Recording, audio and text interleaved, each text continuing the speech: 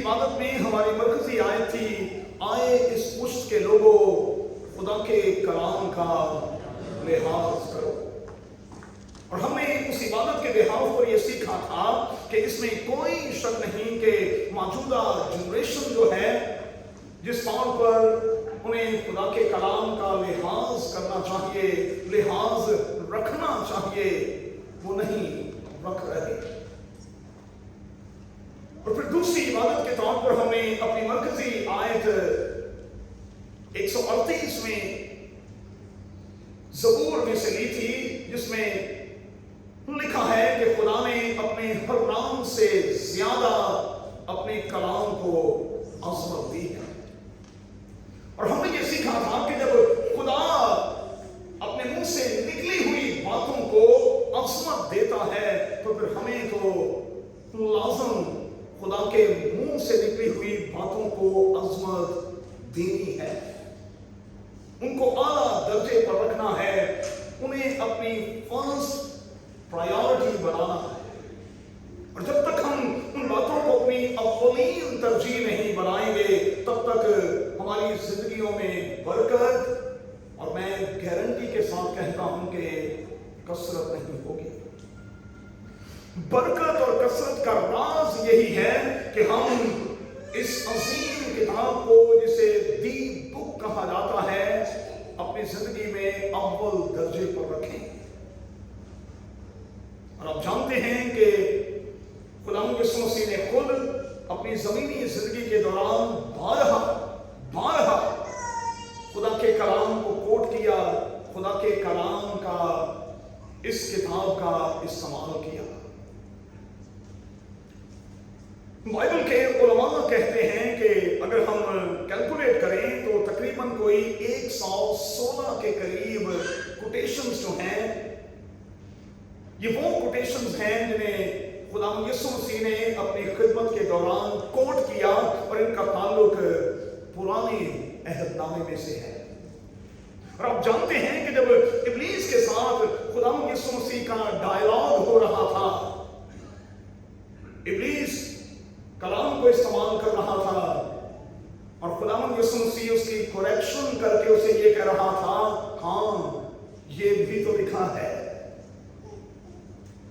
तूने बिल्कुल ठीक कहा, जो कुछ लिखा है वो ऐसा ही है, लेकिन ये भी तो लिखा है, ये भी तो लिखा है। और इससे मैं और आप जान सकते हैं कि खुदावंद यीशु मसीह इस तहरीरी कलाम को अपनी जिंदगी में कितनी अहमियत और कितनी फौकियत देता था।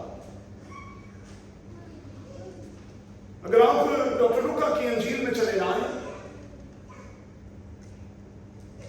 तो खुदावंद यीशु मसीह हमें अपने वालिदैन के साथ हैकल में दिखाई दे, और आप उस हवाले के इख्तिताम पर ये जान पाते हैं कि किस तरह से खुदावंद यीशु मसीह अपनी उम्र की मुनासबत से इंसानों में और खुदा की नजर में मकबूल होता और फिर होता चला गया।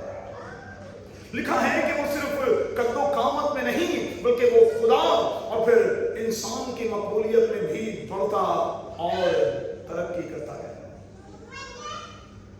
कई बार प्यारे बच्चों, ऐसा नहीं कि हम इंसानों की नजर में तो बड़े मकबूल हैं, हमें कहीं अकेले में जाकर अपने आप से ये भी पूछना होगा कि हम खुदा की नजर में भी कितने मकबूल हैं।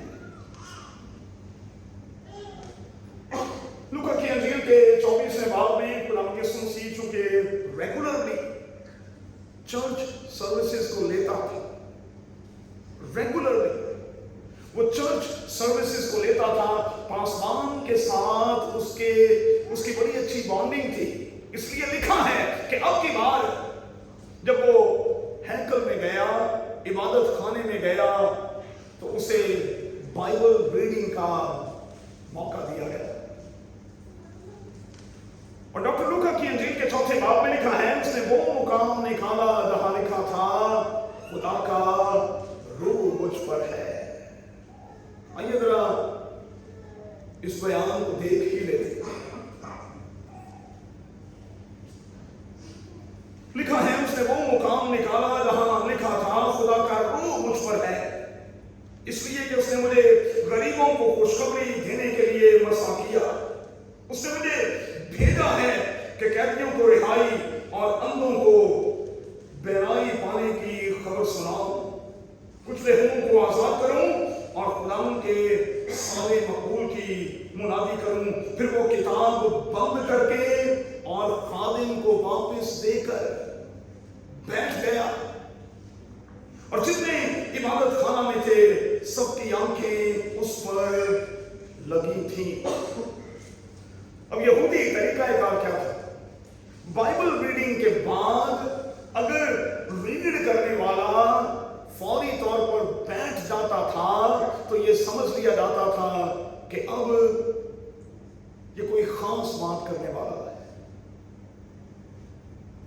और खुदावंद यीशु मसीह खादिम को खुदा का ये तहरीरी कलाम वापिस करने के बाद बैठ गया, और लिखा है सबकी आंखें उस पर लगी थी। वो अब महसूस करने लगे कि अब ये कोई स्टेटमेंट देने वाला है, कोई खास बात करने वाला है। और मेरे यीशु ने वहां क्या कहा, गौर से सुने। लिखा है उसने उनसे कहा, आज ये नविश्ता तुम्हारे सामने पूरा हुआ। आज ये नविश्ता तुम्हारे सामने पूरा हुआ। इस बात को जान लो कि खुदा ने मुझे 3 मुख्तलिफ खिदमतों के साथ इस दुनिया में भेजा है। टीचिंग मिनिस्ट्री के लिए, प्रीचिंग मिनिस्ट्री के लिए, और फिर हीलिंग मिनिस्ट्री के लिए। कहा कि उसने मुझे इन तीनों कामों को बैक वक्त सरंजाम देने के लिए भेजा। भेजने वाला कौन है? खुदा। उसने मुझे भेजा, मेरे बाप ने मुझे भेजा है कि मैं बैक वक्त इन तीनों खिदमतों को सरंजाम दूं। ये जरा आज एक स्टेप और आगे बढ़ना है। आज के लिए हमारी जो मरकजी आयत है वो पुराने अहदनामा में से होशिया की किताब, उसका 4था बाब और उसकी 6ठी आयत। कलाम में लिखा है, मेरे लोग अदम मारिफत की वजह से हलाक हुए। लैक ऑफ एजुकेशन की बात है, क्योंकि मेरे लोगों ने एजुकेशन का, तालीम का, मेरे फरमान का, मेरे मुंह की बातों का लिहाज नहीं रखा, इसलिए वो बर्बाद हुए।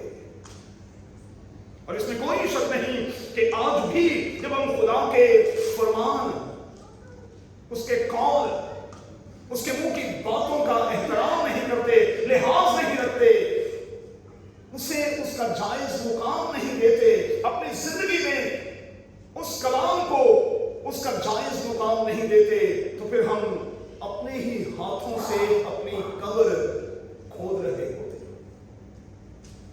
ये बड़ा जरूरी है कि हम खुदा के कलाम को अपनी जिंदगी में अहमियत दें, खुदा के कलाम को अपनी जिंदगी में अव्वलीन दर्जा देने की कोशिश करें। अब मैंने जब इस सीरीज को शुरू किया था तो मैंने इंट्रोडक्शन में ये कहा था, खिदमत के इन 38 सालों में कलीसियाओं के दरमियान काम करते हुए मैं इस नतीजे पर पहुंचा हूं कि हमारी कलीसिया में 70% लोगों को दुआ करना और 70% लोगों को कलाम पढ़ना भी नहीं आता। और मैंने जब दुआ की सीरीज को शुरू किया था, आप उससे खुश भी हुए और आपको बरकत भी मिली, और हमने मिलकर ये सीखा कि वाकई जिस तौर पर हमें दुआ करनी चाहिए हम नहीं करते। इसीलिए लिखा है कि रूह खुद आहें भर भर कर हमारे लिए शिफायत करता है। यीशु के शागिर्द यीशु के पास आए और कहा, जिस तरह यूहन्ना ने अपने शागिर्दों को दुआ करना सिखाई है, तू भी हमें दुआ करना सिखा। इसका मतलब यह हुआ कि दुआ सीखनी चाहिए। और कलाम में लिखा है मैं रूह से भी दुआ करूंगा और मैं अकल से भी दुआ करूंगा, मैं रूह से भी गाऊंगा और मैं अकल से भी गाऊंगा। दोनों चप्पुओं को एक साथ चलाएंगे तो रूहानी जिंदगी में आगे बढ़ेंगे, वरना एक चप्पू के इस्तेमाल से आप वहीं घूमते घूमते और घूमते रहेंगे। अब यकीन जाने के लोगों को बाइबल पढ़ना नहीं आती, क्योंकि हमें शायद ये सिखाया ही नहीं जाता। जूनियर चर्च में, संडे स्कूल और बाइबल स्कूल में हमें ये बताया ही नहीं जाता कि हमें बाइबल मुकद्दस को किस तरह से पढ़ना। हबशी खोजा भी बाइबल पढ़ रहा था, इथियोपिया का रहने वाला था, और मैंने आपको बताया था कि अगर ये शख्स फिलिप्पुस से ना मिलता तो आज अफ्रीका में मसीहत ना होती। फिलिप्पुस ने जो रूह से भरा हुआ उसके पास पहुंचा था, उससे ठक ये सवाल कर दिया कि जो कुछ तू पढ़ता है क्या उसे समझता भी है? बाइबल में यही लफ्ज है, डीटो यही लफ्ज है। उसने जल्दी के साथ कंधे उछाले और कहा, जब तक कोई मुझे बताएगा नहीं मैं कैसे समझूंगा।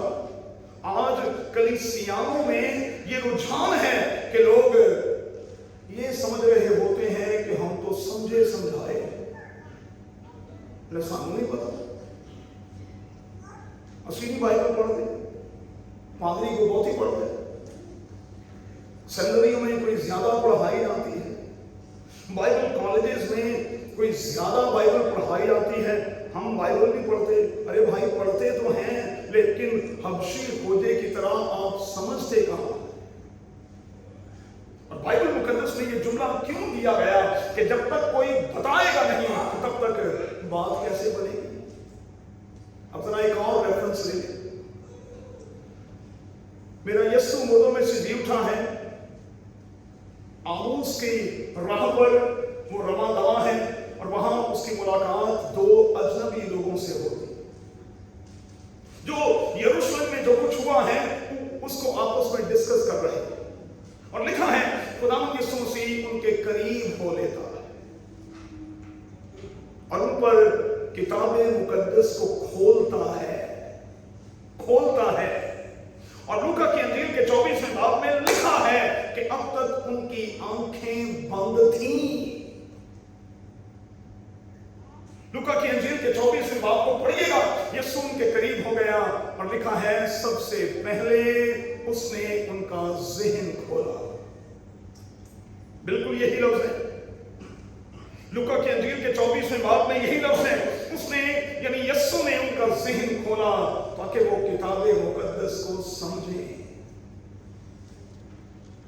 फिर उसने उनकी आंखें खोली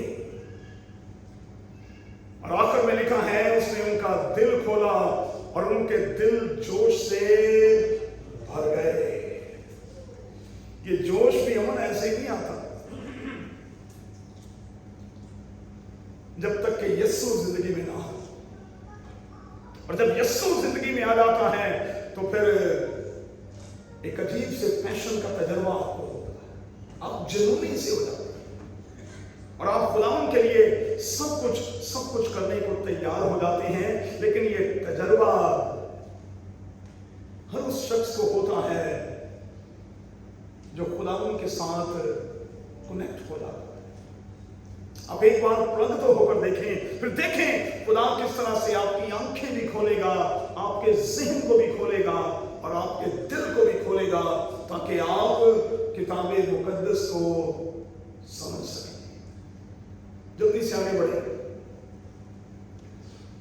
हमें खुदा के कलाम को सही तौर पर पढ़ना है। और मैंने पिछले 2 पैगामात में आपको बताया कि ये बाइबल पढ़ने का कोई तरीका नहीं कि आप बाइबल बंद करें और सुबह सवेरे यूं करके खोलें और आंख बंद करके कहें खुदावंद अंगूठे के थले जो कुछ है आज मेरे लिए पैगाम है। और मुमकिन है कि आप अंगूठा उठाएं तो नीचे ये लिखा हो और यहूदा ने अपने आप को फांसी दे दी, बाइबल में लिखा है, और आप परेशान हो जाए कि खुदा बंदा एक इंसान पैगाम है जड़ा मेरे लिए। मैं फाल है कि मर जाऊं। मुमकिन है कि आप फिर बाज ना आए, अगले दिन फिर आप बाइबल बंद करें, यीशु का नाम लेकर बाइबल खोलें और कहें आज फिर अंगूठे दे थले जो कुछ खुदावंद आज दे सच्ची मुच्ची मेरे लिए। और मुमकिन है कि लूका की अंजील का 10वां बाब आपके लिए खुल जाए और नेक सामरी की कहानी में से आपके अंगूठे के नीचे ये जुमला हो, जा तू भी ऐसा ही कर। यहूदा ने फाल ले लिया, जा तू भी इंज कर। बंदा तो पजल हो जाएगा कि ये किस किस्म का पैगाम है वही मेरे लिए। ये बाइबल पढ़ने का तो कोई तरीका नहीं, ये कोई तरीका नहीं। जिस तरह दुआ करना सीखने की जरूरत है, इसी तरह से बाइबल पढ़ना सीखने की जरूरत है। और मैं समझता हूं कि पासवानों को ये सब कुछ सिखाने की जरूरत है।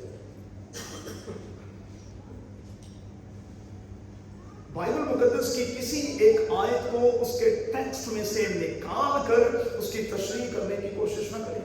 आप उस आयत का भी और उस मतन का भी सत्यानाश कर देंगे, क्योंकि बाइबल मुकद्दस के हर सवाल का जवाब बाइबल मुकद्दस में मौजूद है। और मतन में से, टेक्स्ट में से आप आयत को निकालकर बाहर उसकी तशरीह करने की कोशिश करते हैं तो फिर उसका मफहूम जो है, उसके मानी जो है वो बिल्कुल बदल जाता है। मैंने आपको बताया था कि एक पेंटिकॉस्टल पादरी साहब एक कन्वेंशन में प्रीच कर रहे थे। यूहन्ना की अंजील के 14वें बाब पर वो कलाम दे रहे थे और कह रहे थे, और खुदावंद यीशु मसीह ने कहा कि मैं तुम्हें अपना इत्मीनान दिए जाता हूं। बात बड़ी सिंपल है, मैं तुम्हें सेटिस्फैक्शन की रूह दिए जाता हूं, मैं तुम्हें अपना इत्मीनान दिए जाता हूं। अब वो तशरीह क्या कर रहे हैं? लफ्जी तशरीह बिल्कुल ठीक है, लेकिन खुदा के कलाम के मुताबिक नहीं है। वो कह रहे हैं, खुदा के लोगों सुन लो, आज मैं आपको एक भेद की बात बताने वाला हूं, एक ऐसा भेद जो किसी पादरी ने कभी नहीं बताया। इत्म का मतलब है छाबा और नान का मतलब है रोटी। यीशु यहां ये कह रहा है कि मैं तुम्हें छाबा और रोटी देकर जा रहा हूं और रोटियां ही खाते हो। फिर इस किस्म की उल्टी तशरीह आप न करें। अब यकीन माने कि गुजरात सेमिनरी ट्रेनिंग के दौरान हमने अपने असातिज़ा से बहुत मार खाई है, बहुत सख्त किस्म के लफ्जों का हमें सामना करना पड़ता रहा है। आप बाइबल मुकद्दस को तोड़ मरोड़ कर पेश करने की कोशिश न करें। और मैंने पिछले पैगाम में यह सिखाया था कि अगर दुआ में आप बाइबल को कोट करते हैं तो एज इट इज करें। मुझे बड़ा अफसोस होता है जब लोग कहते हैं, खुदावंद तूने खुद कहा है कि जहां 2 या 4 मेरे नाम से इकट्ठे होंगे। मेरी बाइबल में तो 4 लफ्ज नहीं है भाई, कहां लिखा है 4? फिर लोग इस आयत को इस तरह से भी खराब करते हैं, खुदावंद तूने खुद कहा है कि जहां 2 या 4 मेरे नाम से जमा होंगे मैं उनके बीच में हूंगा। मेरी बाइबल में तो ऐसा नहीं लिखा है।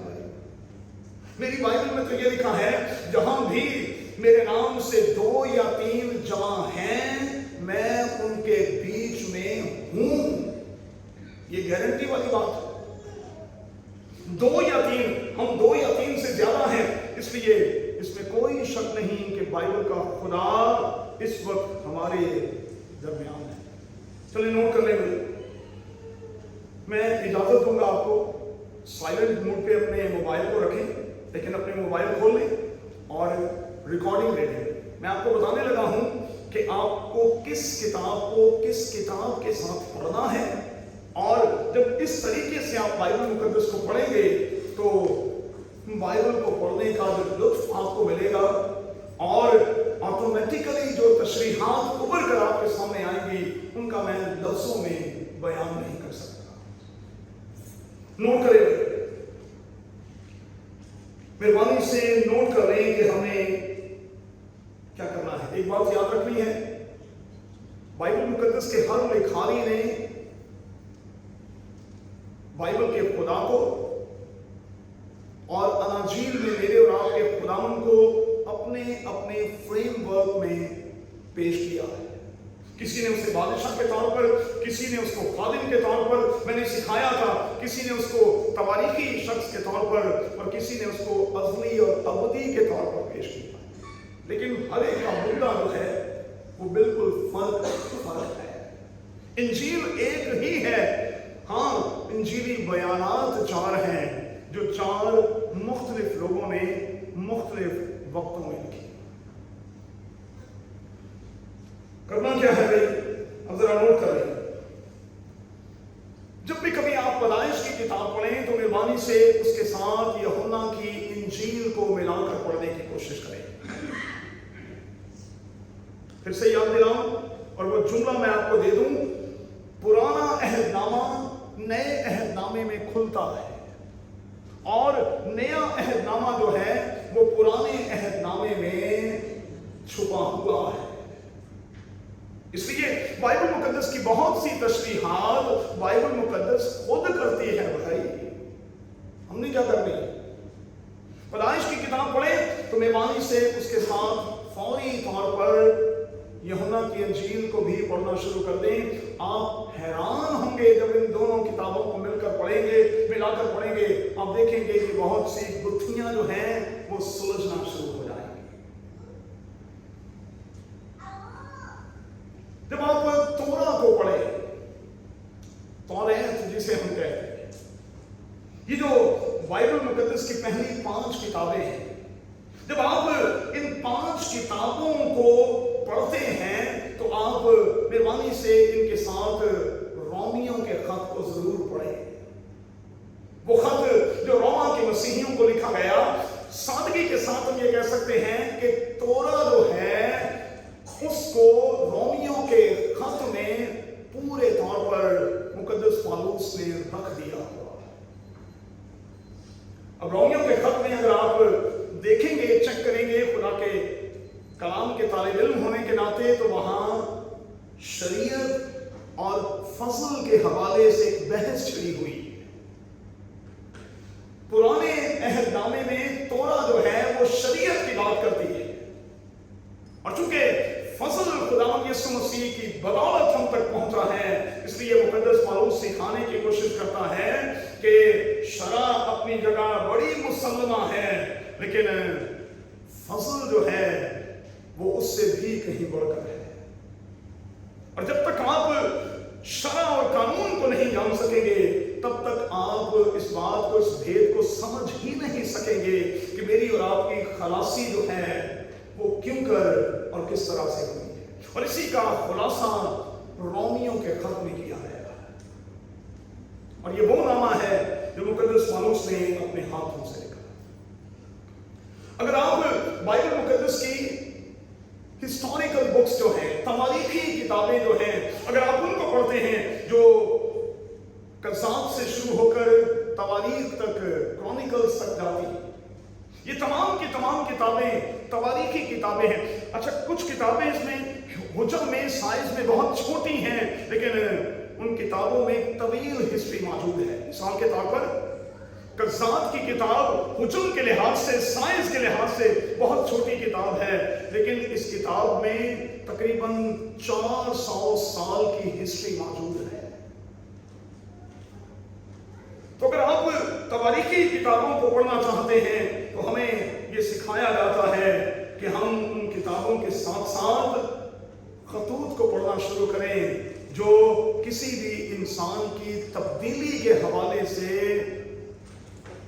مجھے اور آپ کو دیے گئے، اور خاص طور پر وہ خط جنہیں ہم پرسنل لیٹرز، شخصی خط کہتے ہیں۔ نوٹ کر لیں بھائی، خطوط کی کچھ اقسام ہیں۔ مقدس پالوس نے جو 14 نامے لکھے ہیں، جو 14 لیٹرز لکھے ہیں، ان میں سے کچھ لیٹرز ایسے ہیں جو کلیسیاؤں کے نام لکھے گئے ہیں، جن میں چرچز کو ایڈریس کیا گیا ہے، لیکن کچھ ایسے لیٹرز بھی ہیں جس میں مختلف پرسنز کو ایڈریس کیا گیا ہے۔ تیموتھیوس کے نام، تیتس کے نام، فلاؤن کے نام، یہ وہ نامے ہیں جو پرسنلی کسی ایک شخص کو لکھے گئے ہیں، اور اسے خاص اور پھر خاص ہدایات دی گئی۔ अगर आप लाइफ चेंजिंग के हवाले से बाइबल मुकद्दस को पढ़ना चाहते हैं तो फिर मैं आपसे कहूंगा कि आप अज़रा, नहमिया, आस्तर और फिर दानियल की किताबों को जरूर पढ़ेंगे। अगर आप चाहते हैं कि लाइफ चेंजिंग के हवाले से आप कुछ बुक्स को पढ़ें और आपकी जिंदगी तब्दील हो जाए, आपका रवैया तब्दील हो जाए, आप यकसर तब्दील हो जाएं, तो फिर आप मेहरबानी से इन किताबों को जरूर पढ़ें। अगर आप पीस, अमन, शांति का तजर्बा करना चाहते हैं तो फिर मैं आपसे कहूंगा कि आप ज़बूर की किताब को पढ़ा करें, क्योंकि ज़बूर की किताब हमें एक अजीब सा इत्मीनान, एक अजीब सा सुकून देती है। और इस बात को कभी ना भूलिएगा कि ये किताब खुदावंद यीशु मसीह की फेवरेट किताबों में से एक थी। 118वां ज़बूर मैं आपको बता दूं, वो मेरे यीशु का सबसे फेवरेट ज़बूर था।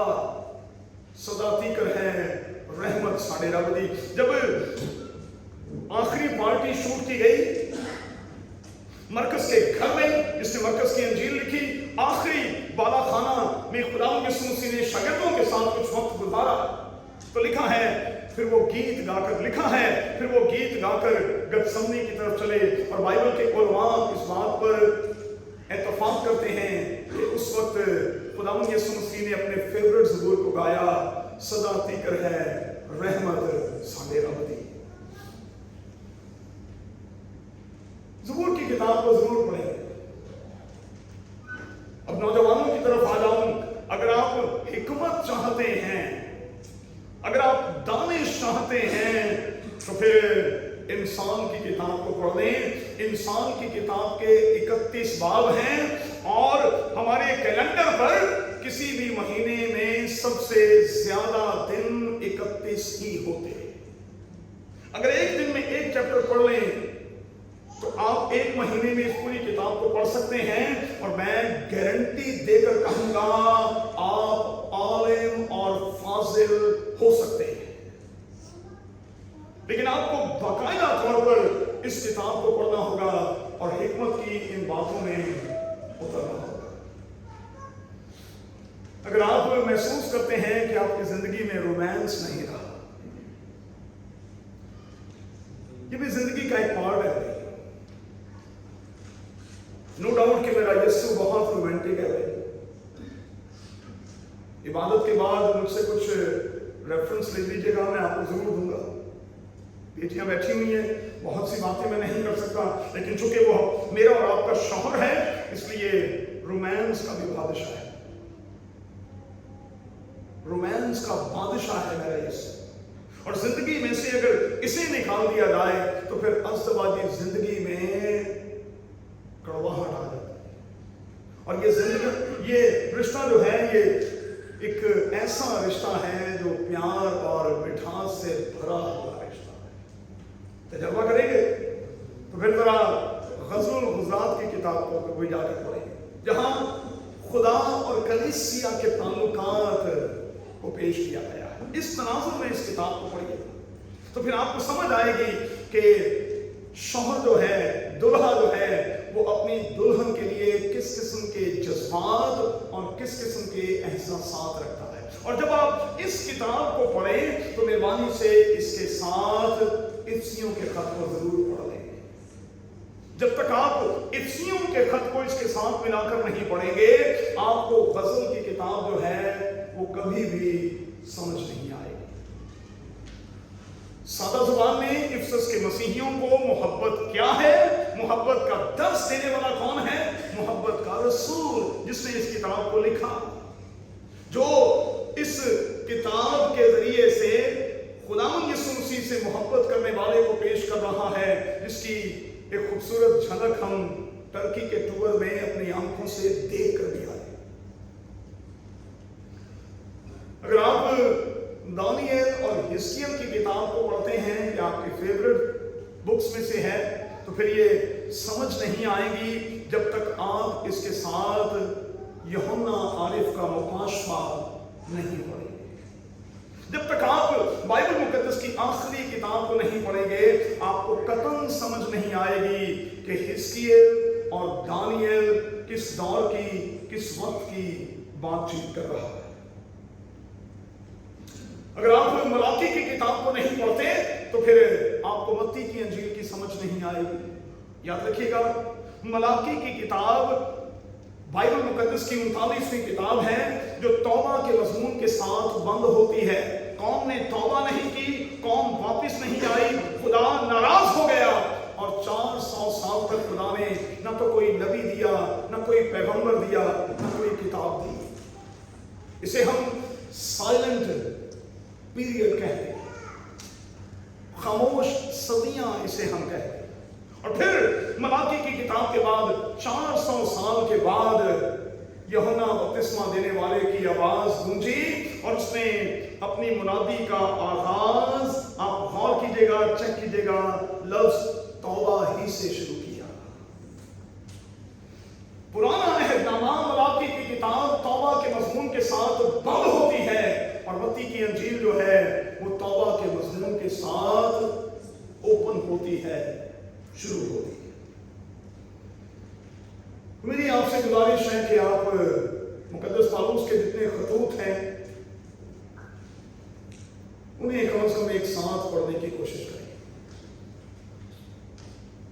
کیونکہ ان تمام خطوط میں مختلف کلیسیائی ایشوز پر بات کی گئی ہے۔ صرف کرنتھیوں کے دونوں خطوط جو ہیں اس میں تقریباً کوئی 11 کے قریب جو کلیسیا میں ایشوز تھے ان کو سالو کرنے کی کوشش کی گئی ہے۔ اگر آپ اس آنکھ سے ان خطوط کو پڑھیں گے تو آپ کو برکت ملے گی۔ دیکھیں شکیل، ہر کتاب کے لکھے جانے کے پیچھے بیٹا ایک مقصد ہے خدا، نہیں تھوڑی کتابیں دے دی، 40 لوگوں سے یہ کتابیں لکھوا دی، 1600 سال سے زیادہ کے عرصے میں یہ کتابیں لکھی گئیں، نہیں تھوڑی، اس کے پیچھے خدا کا ایک خاص مقصد، ایک خاص مقصد، ایک خاص مقصد رہا۔ اب ہمیں کرنا کیا ہے؟ ہمیں خدا کے کلام کو پڑھتے ہوئے خوب دعا کرنی چاہیے، اور خدا ان سے یہ کہنا چاہیے کہ اے خدا تو میری آنکھوں کو کھول، اے خدا تو میرے ذہن کو کھول، اے خدا تو میرے دل کو کھول، تاکہ میں تیری باتوں کی تہ تک پہنچ سکوں۔ ہم ایسا کبھی بھی نہیں کر سکتے۔ مجھے کوئی خدمت میں 38 سال ہو گئے اور میں ہاتھ کھڑے کر کے یہ کہتا ہوں، خدا کا کوئی خادم یہ دعویٰ نہیں کر سکتا کہ خدا کے کلام کے حوالے سے جو بات وہ کہہ رہا ہے وہی حرف آخر ہے۔ ایسا نہیں ہے۔ میں نے تو ہمیشہ یہ کہا کہ مجھے 38 سال اس خدمت میں ہو گئے، اور جو بائبل مقدس کو پڑھتا ہوں میری جہالت مجھ پر آیا ہوتی ہے، اور مجھے افسوس خود پر آنے لگتا ہے، اچھا مجھے اس بات کا پتہ ہی نہیں تھا، اچھا مجھے اس بات کا بھی پتہ نہیں تھا، مجھے اس بھید کا بھی پتہ نہیں تھا۔ جو آپ میچور ہوتے چلے جاتے ہیں، جو خدا کے ساتھ پگ ہوتے رہتے ہیں، جو آپ خدا کے کلام کو پڑھتے رہتے ہیں، ویسے ویسے خدا کے کلام کی گہری باتیں خدا آسانی کے ساتھ آپ پر کھولتا اور کھولتا جاتا ہے۔ اچھا میں ہاتھ کھڑے نہیں کرواؤں گا،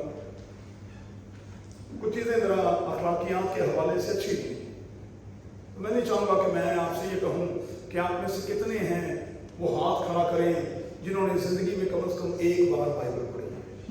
نہیں، وہ اندر والے ہاتھ کھڑے کریں، یہ والے نہیں۔ لیکن میرا سوال سن لیں، آپ میں سے کتنے ہیں جنہوں نے ایک بار بائبل مقدس کو پورے طور پر پڑھا ہے؟ کتنے ہیں جنہوں نے 2 بار پڑھا ہے، 3 بار پڑھا ہے، 4 بار پڑھا ہے، 5 بار پڑھا ہے؟ میرے ساتھ مسکت سینٹر پر نازیہ گواہ ہے، ہمارے چرچ کے خادم تھے جنہوں نے بائبل مقدس کو 40 بار پڑھا۔ بھائی انور صدیق کی بات کرتے ہیں،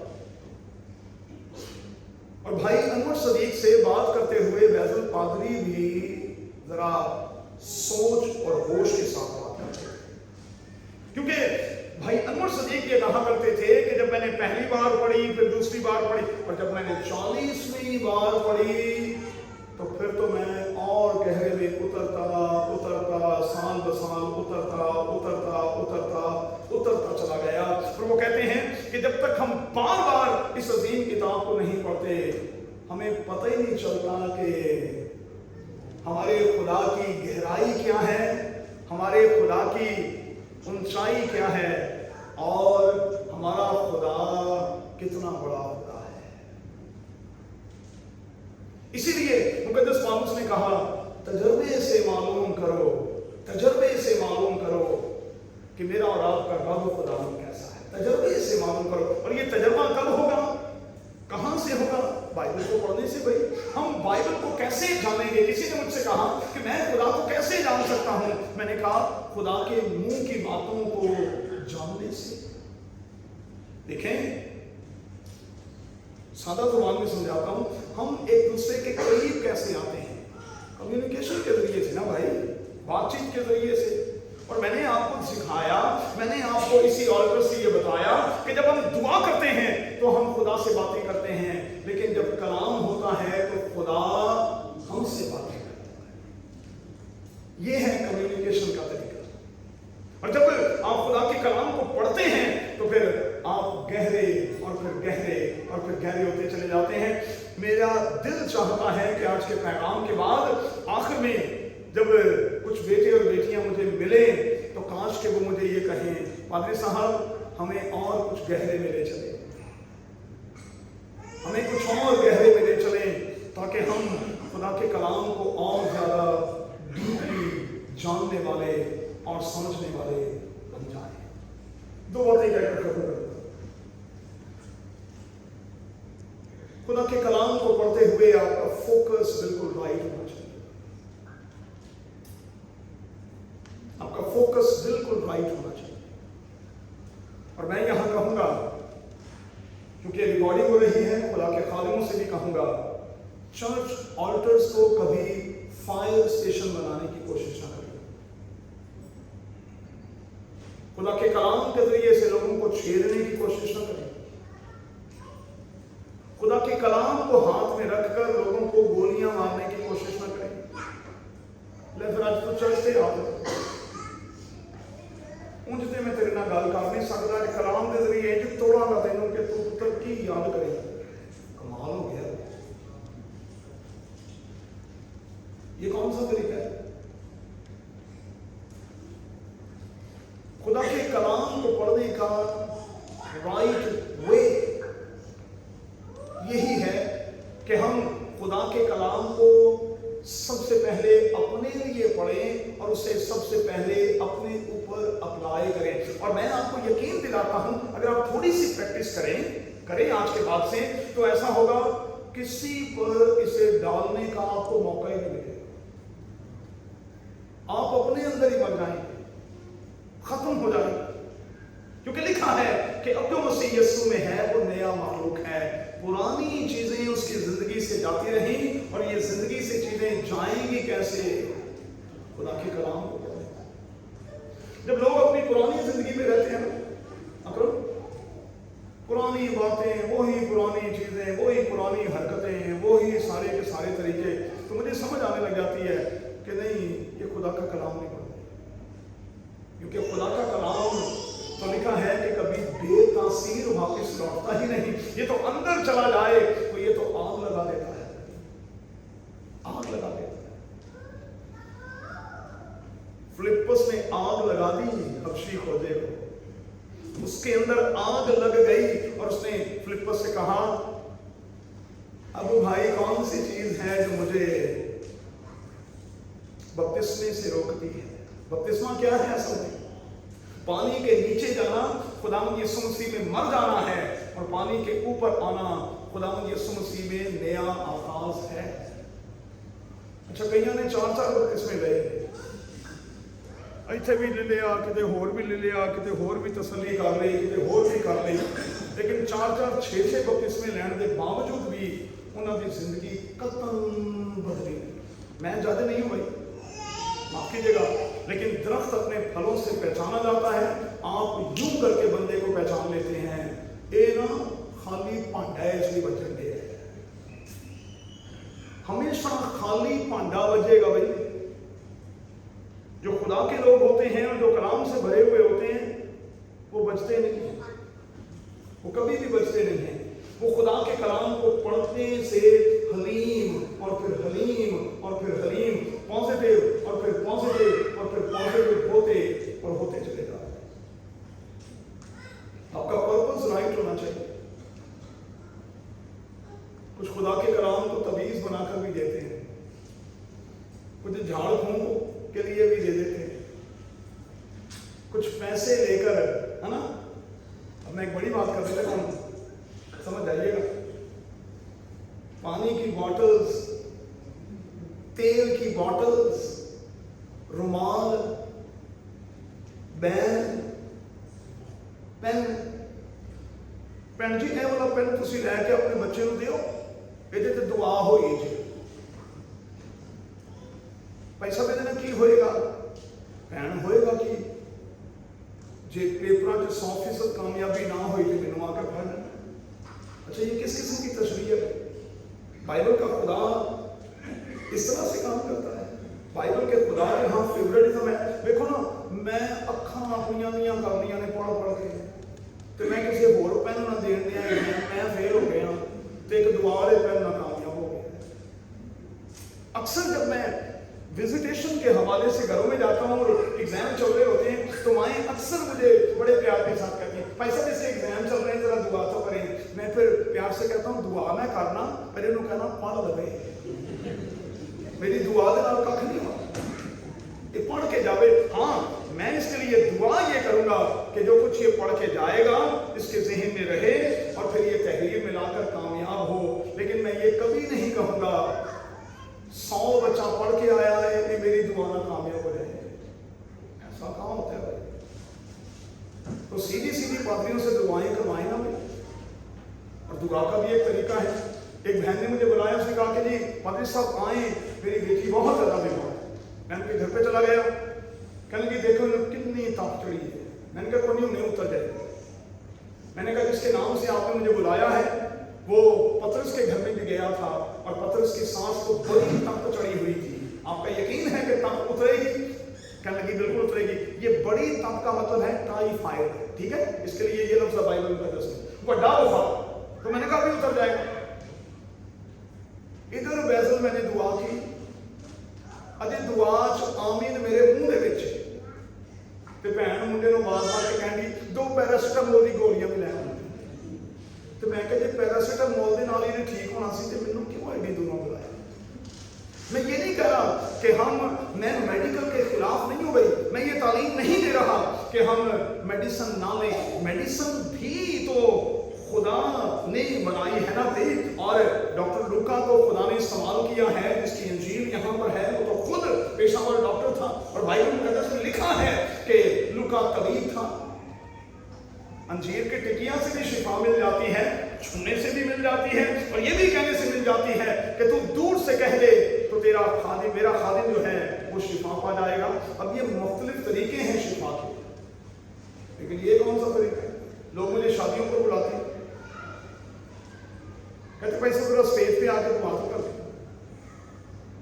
اچھا میں کچھ اسٹیج پر دعا کرنے کے لیے جاتا ہوں، اجے میرے منہ دے وچ میرے آمین ہیں، لوگ کی ڈیک دوبارہ لا دیں اور وہ فلمی گانے تو پھر میری بیوی اکثر مجھے کہتی ہے یہ تھوڑی دعا کا اثر باہر نکلنا چاہیے، یہ اثر یہاں کی زندگی چ، یہ تھوڑی دعا کا اثر باہر نکلنا۔ ارے بھائی کچھ دیر تو 5 منٹ ہی رک جائیں، کوئی 10 منٹ ہی رک جائیں کہ ابھی دعا ہوئی ہے، ابھی یہ نہیں کام کرنا، ادھروں دعا نال ہی۔ اب میں گانا کوئی یہاں سے گا نہیں سکتا، کیا کروں بھائی؟ یہ خدا کے کلام کو پڑھنے اور دعا کرنے کا کون سا طریقہ؟ آئے اس پشت کے لوگوں، خدا کے کلام کا لحاظ کرو۔ خدا نے اپنے کلام کو ہر نام سے زیادہ عظمت دی ہے۔ اور آخری آیت پھر سے لے کر ختم کرتا ہوں، اگلی بار آخری پیغام کے طور پر ہم اکٹھے ہوں گے۔ میرے لوگ عدم معرفت کی وجہ سے ہلاک ہوئے، اور خدا میرے بچوں نہیں چاہتا کہ میں اور آپ ہلاک ہوں، بلکہ وہ یہ چاہتا ہے کہ سب کی توبہ تک نوبت پہنچے، کیونکہ خدا کسی کی ہلاکت نہیں چاہتا۔ اور امریکہ کے بہت بڑے صدر نے کہا کہ اگر قدرت کی طرف سے میرے اور آپ کے لیے کوئی بہت بڑا انعام ہے تو وہ ورڈ آف گاڈ ہے. یہ کتاب اسی لیے دی گئی ہے تاکہ ہم اپنی روز بروز کریکشن کریں اور روز بروز اپنے راستے کو سیدھا اور سیدھا بناتے ہیں. آئیے